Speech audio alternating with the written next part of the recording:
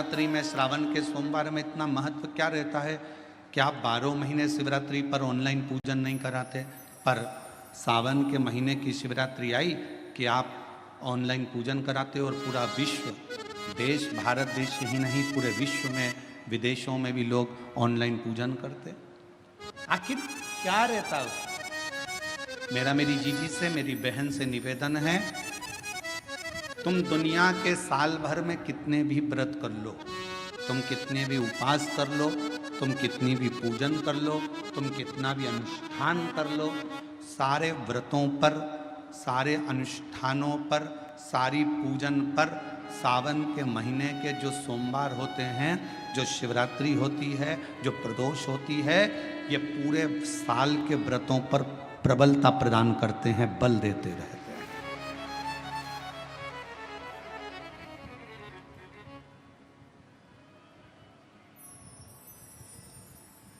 पर निवेदन है, सावन के सोमवार का व्रत करो, पर ऐसा व्रत मत करना कि तुम्हारे व्रत करने से परमात्मा को भी टेंशन हो जाए।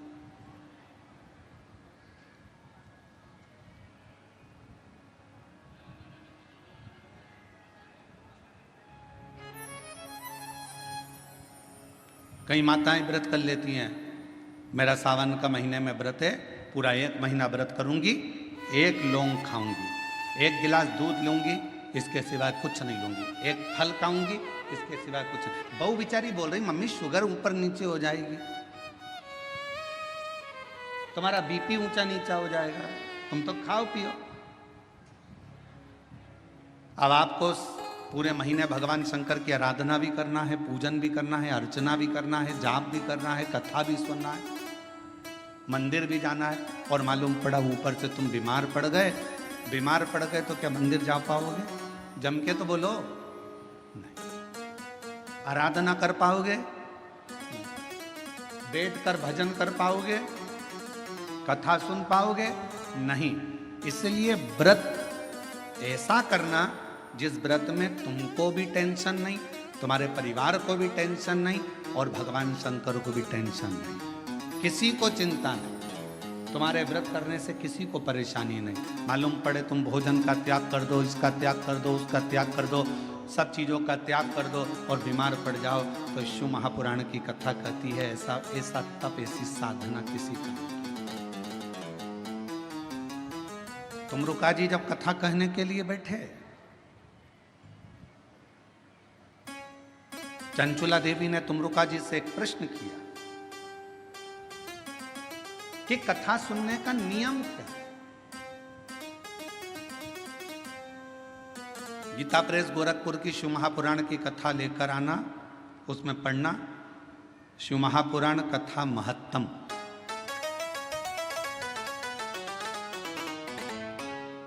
कथा को सुनने का नियम क्या है, यह भागवत में भी पूछा गया।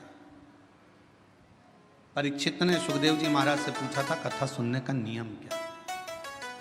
शिव पुराण में चंचुला देवी तुमरुका जी से पूछ रही हैं कि कथा सुनने का नियम क्या, क्या नियम है कथा सुनने का? तो कहा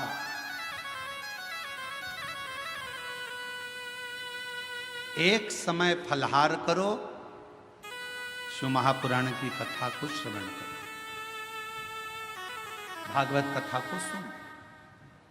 इतना ना बने, एक समय फलहार करो, दूसरे समय भोजन करो, पर शिव महापुराण की कथा को जरूर सुनो।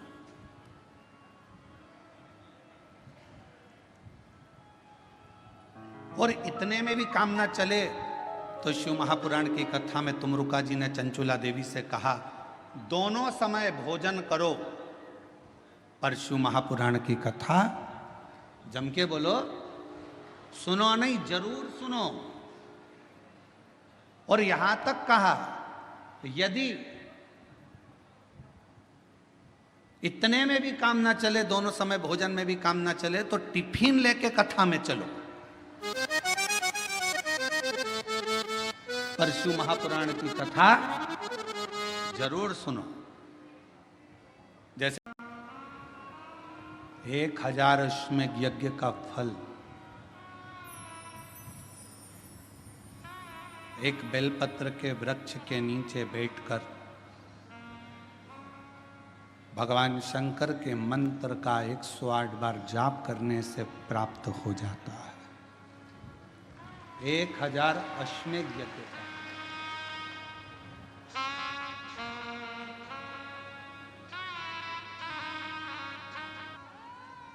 जिसके नीचे बैठकर यदि कोई अनुष्ठान, कोई तप, कोई साधना, कोई व्रत, कोई उपास किया जाए,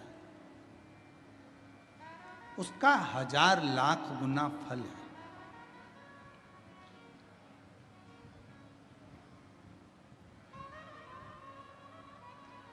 आप सभी ने एक कथा सुनी होगी कि एक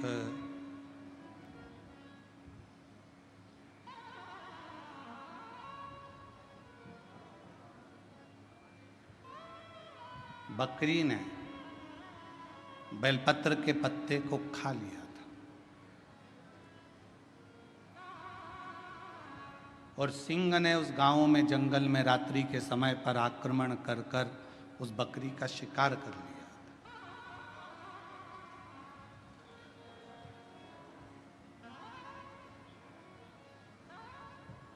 और आखिरी में जब बकरी मर गई, शेर का भी अंत समय आ गया। जब उसके प्राण छूटे तो देवलोक में जब वो गया तो आखिरी में दोनों को, बकरी को भी और उस सिंह को भी, पृथ्वी पर दूसरी बार जन्म नहीं लेना पड़ा। वो शंकर के धाम में चला गया। शिव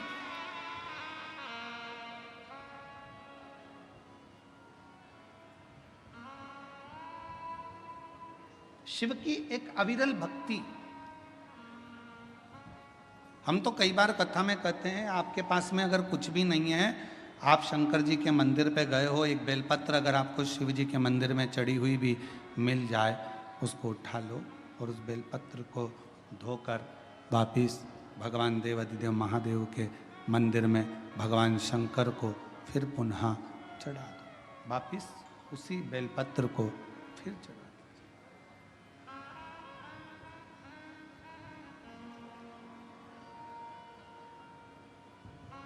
और कई बार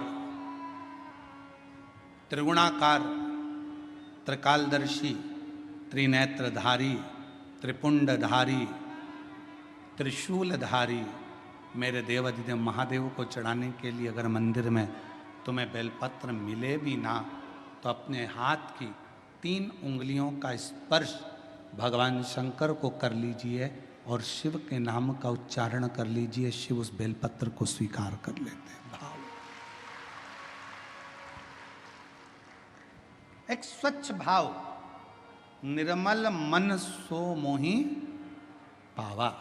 भगवान शंकर को अगर आप भाव से रिझा रहे हैं, निर्मल भाव दे रहे हैं, शिव उसको भी स्वीकार कर। मेरे ओघड़दानी कभी भी आपसे कोई वस्तु की चाह नहीं।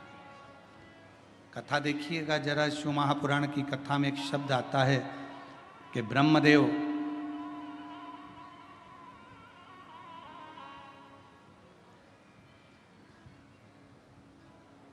भगवान नारायण के सामने जाकर कहते हैं कि मैं शिव को नहीं स्मरण करता।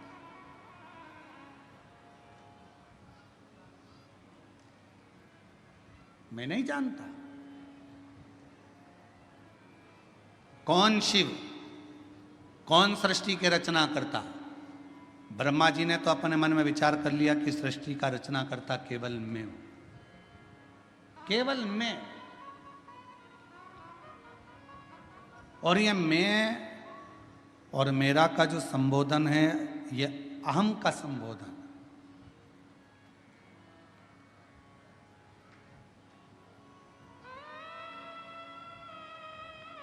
महाराज, हाथ की लकीरें भले आपके हाथ की मुट्ठी में बंद हो, हाथ की लकीरें भले आपके हाथ की मुट्ठी में बंद हो, पर मुट्ठी में ये लकीरें बंद कर सकते हो पर काबू नहीं कर सकते। आपके हाथ की लकीरों में जो लिखा है वो काबू में तो केवल एक देव अधिदेव महादेव ही कर सकता है, उसके सिवा कोई नहीं कर सकता। कोई कौन करेगा? एक पत्र आया, एक पत्र में उसने लिखा, इसमें अगर कुछ भी नहीं है, आप शंकर जी के मंदिर पे गए हो, एक बेलपत्र अगर आपको शिव जी के मंदिर में चढ़ी हुई भी मिल जाए, उसको उठा लो और उस बेलपत्र को धोकर वापिस भगवान देव अधिदेव महादेव के मंदिर में भगवान शंकर को फिर पुनः चढ़ा दो। वापिस उसी बेलपत्र को फिर चढ़ा दो।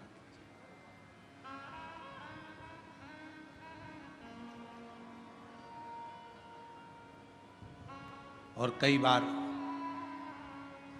त्रिगुणाकार, त्रिकालदर्शी, त्रिनेत्रधारी, त्रिपुंडधारी, त्रिशूलधारी मेरे देव अधिदेव महादेव को चढ़ाने के लिए अगर मंदिर में तुम्हें बेलपत्र मिले भी ना, तो अपने हाथ की 3 उंगलियों का स्पर्श भगवान शंकर को कर लीजिए और शिव के नाम का उच्चारण कर लीजिए। शिव उस बेलपत्र को स्वीकार कर लेते हैं। भाव, एक स्वच्छ भाव, निर्मल मन सो मोहि पावा। भगवान शंकर को अगर आप भाव से रिझा रहे हैं, निर्मल भाव दे रहे हैं, शिव उसको भी स्वीकार कर। मेरे ओघड़दानी कभी भी आपसे कोई वस्तु की चाह नहीं। कथा देखिएगा जरा, शिव महापुराण की कथा में एक शब्द आता है कि ब्रह्मदेव